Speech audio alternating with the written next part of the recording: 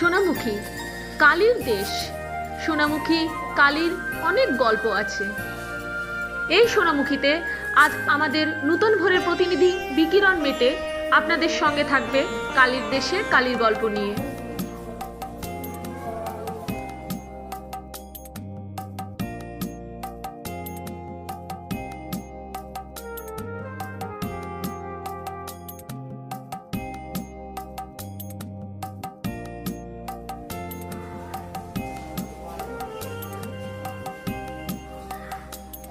কালীক্ষেত্র সোনামুখী বাঙালি দুর্গাপুজোর পর এরপরে মাতবে কালী পুজোয়।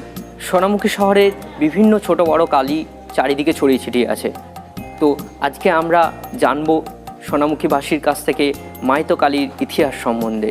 ইতিহাসটা হচ্ছে আমরা ছোট থেকে যেটা জেনে আসছি যে 1742 খ্রিস্টাব্দ নাগাদ ওই মারাঠা সেনাপতি ভাস্কর পণ্ডিত যখন বিষ্ণুপুর থেকে এখানে লুটপাট চালাবার উদ্দেশ্যে এসেছিলেন এখানে, তখন এখানটা পুরোটাই জঙ্গলে পরিপূর্ণ ছিল এবং এই জায়গাটার নাম ছিল রানীর বাজার।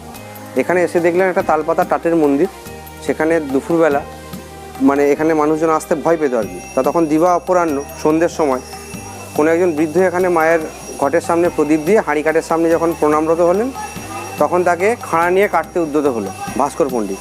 কিন্তু কোনো একটা দৈবিক শক্তির ফলে সেই খাঁড়া আটকে যায় এবং সে সম্পূর্ণরূপে অন্ধ হয়ে পড়ে। তারপর যখন সেই বৃদ্ধ প্রণামরত অবস্থায় উঠে সব কিছু জানতে পারে, তার সর্বাঙ্গে ঘটের জল ছিটিয়ে যায় এবং সে তার দৃষ্টিশক্তি ফিরে পায় এবং সেই বৃদ্ধকে জিজ্ঞেস করে যে এখানে কে আছে। তখন সেই বৃদ্ধ বলে এখানে মা কালী আছে। তারপর মারাঠা সেনাপতি ভাস্কর পণ্ডিত বলেন ও মাইতো কালী। তখন থেকেই মায়ের নাম মাইতো কালী আর কি। এবং সেই খাঁড়া যেটা দিয়ে সেই বৃদ্ধকে কাটতে যাচ্ছিল, সেই খাঁড়া এবং আরও কিছু খড়গ সে বৃদ্ধকে দেয় এবং বলে যে মায়ের ঘটের সামনে সেটা রেখে তারা পুজো করবে।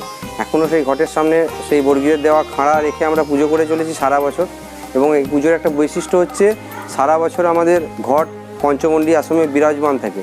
পুজোর দিনে আমরা ঘরটাকে বিসর্জন করি এবং এই পুজোকে ঘিরে সোনামুখীর মানুষের উন্মাদনা চোখে পড়ার মতো, মানে জনজোয়ার মানুষের ঢল নামে।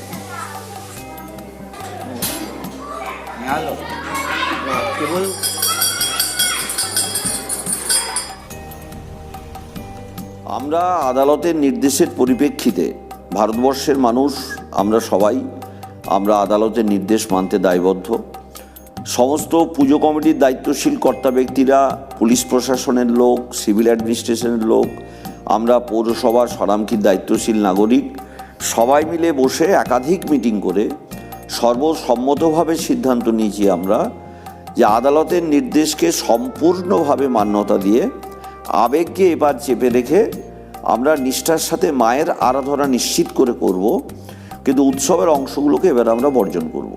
এটা সর্বসম্মত সিদ্ধান্ত এবং সবাই মনের মধ্যে একটু দুঃখ যন্ত্রণা থাকলেও সবাই বিষয়টাকে সবাইকার মতামত নিয়েই আমরা সর্বসম্মতভাবে এই সিদ্ধান্তটা করতে পেরেছি। সোনামুখী থেকে বিকিরণ মেটে রিপোর্ট, নূতন ভোর।